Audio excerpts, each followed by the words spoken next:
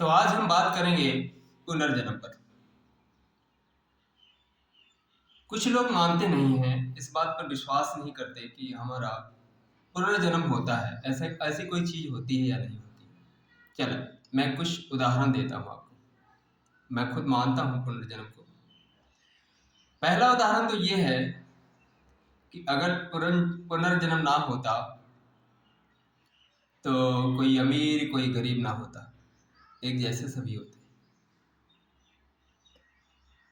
अमीर और गरीब इसीलिए होते हैं क्योंकि हमारे पिछले जन्मों का कर्म होता है। हमने जैसे कर्म किया होता है वही हमें मिलना होता है।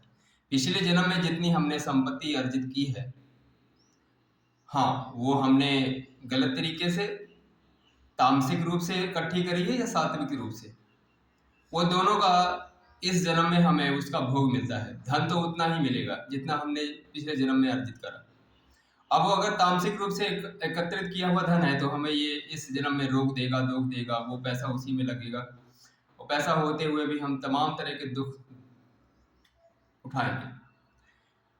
सात्विक होगा तो उसी वही धन हमें सुख देगा इस जन्म में। तो जो जितना हम जन्म लेते हैं तो उसी घर में लेते हैं जितना हमें विरासत में वही मिलता है जो हम पिछले जन्म में कमा कर हमने छोड़ा होता है, जो हम देकर आए होते हैं।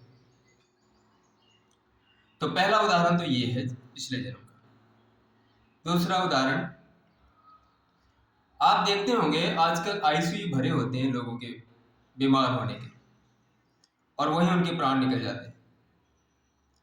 तो मरते कहाँ हैं? हॉस्पिटल में, आईसीयू में। और आपने देखा होगा आजकल हॉस्पिटल में बच्चों की हॉस्पिटल की संख्या, जन्म लेते हुए आईसीयू में चले जाते हैं। तो पिछले जन्म में जैसे सदगुरु कहा करते थे, जय अगर बीमार मरेंगे तो बीमार ही पैदा होंगे। इसीलिए मैं अपनी योग की कक्षाओं में भी कहता रहा हूं, तो भैया अगर इसी जन्म में जो भी है इसको निपटा लो, जो भी शरीर में रोग दोग है इसको खत्म कर लो। कम से कम अगला जन्म तो सुख में रहे, निरोगी रहे। इस जन्म में तो आपने भोग लिया जो भोगना था। खैर, दूसरा उदाहरण ये है कि जैसे हम मरते हैं वैसा ही हम जन्म आगे उसी हिसाब से हम जन्म लेते हैं।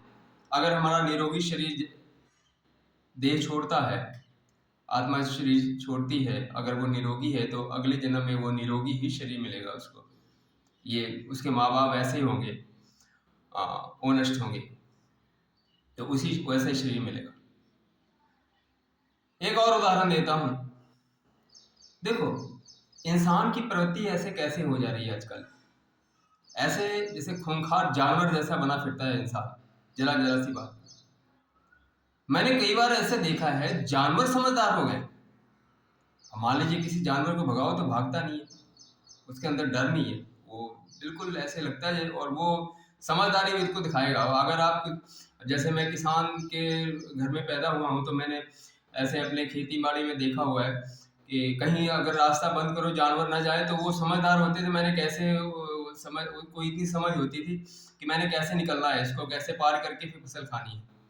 तो और इंसान कितना अबुद्धिमान, अविवेकवान हो गया है कि उसको कितना भी समझा लो उसके पल्ले ही नहीं पड़ती। तो जैसी प्रवृत्ति जानवर जैसी हो गई इंसान की आजकल, तो इसका कारण है आप देखते होंगे बहुत सारे जानवर विलुप्त हो रहे हैं। अब वो कहाँ जा रहे हैं? यहीं आ रहे हैं मानव के रूप में। इसीलिए तो इनकी प्रकृति बिल्कुल बिगड़ी हुई है, असामान्य हो रही है, राक्षस जैसे हो गए हैं, पशु जैसे हो गए।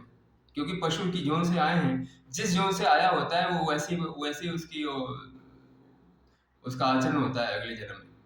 इंसान के रूप में फिर वैसे ही आचरण करता है अगर पिछले जन्म में पशु है तो। चलिए एक उदाहरण और देता हूँ। संसार में जितने भी जीव एक बार पैदा हो गए उतने ही है, दोबारा नहीं। ऐसा नहीं है कि फिर वो डिवाइड होते हैं, अलग अलग रूप से जन्म लेते हैं। जितने जीव हैं उतने ही हैं, उन्हीं को क्रम करना है आगे। खत्म नहीं होते जीव, उद्धार जैसा कुछ नहीं होता। ऐसा नहीं कि अब ये हमने शरीर, हाँ, आप इतने योगशील हो जाओ, ऐसे जैसे नारायण हो जाओ, तो वो आपकी मर्जी पर हो जाता है कि हाँ मैंने कब शरीर में जन्म लेना है, कब शरीर छोड़ना है। हाँ, ये चीजें आपकी हो सकती हैं, लेकिन वो आत्मा जिस परमात्मा ने पैदा की है, अब वही जाने, लेकिन आत्मा खत्म नहीं होती, ये पुनर्जन्म लेती है। इनमें जो जितने उदाहरण आपको दिए हैं शायद आपके लिए पर्याप्त हैं जितने। और अगर और किसी ने कुछ पूछना हो तो आप बात कर सकते हो। ओम।